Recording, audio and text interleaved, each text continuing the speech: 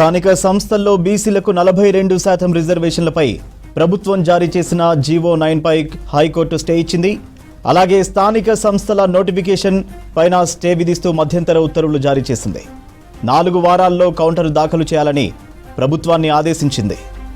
మరోవైపు ఎన్నికల కంటే ముందే బీసీలకు 42% రిజర్వేషన్ కల్పిస్తామని చెప్పి కమిట్మెంట్తో భాగంగానే కామారెడ్డి డిక్లరేషన్ని అనౌన్స్ చేశారు.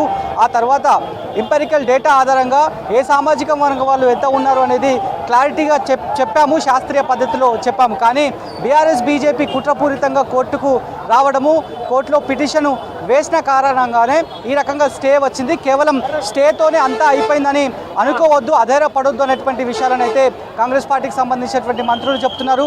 ఆల్రెడీ సీఎం ముందుగానే గెస్ చేశారు. ఎందుకంటే ఇవాళ మళ్ళీ సాయంత్రం మాట్లాడతాము, మళ్ళొకసారి కీలక భేటీ అవుదాం, ఏం చేద్దాం ఎలా చేద్దాం అనేటువంటి అంశంపైన సీఎం రేవంత్ రెడ్డి మాతో చర్చ చేస్తారని చెప్పారు. కాబట్టి సో బీసీ బిడ్డలు ఎవరు కూడా అధైర్యపడొద్దు అనేటువంటి మాటను చెప్తూనే మరొక వర్డ్ని వాకిటి శ్రీహరి మెన్షన్ చేశారు.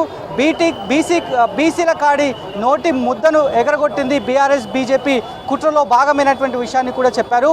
మరోవైపు న్యాయబద్ధంగా అందాల్సినటువంటి వాటా ఎవరెంతో వారికి అంత వాటా అందాలనేది అగ్రనేత రాహుల్ గాంధీ చెప్పారు. దాన్ని సీఎం రేవంత్ రెడ్డి నిజం చేసి చూపించారనేటువంటి విషయాన్ని జూపల్లి కృష్ణారావు మీడియాతో మాట్లాడుతూ చెప్పారు.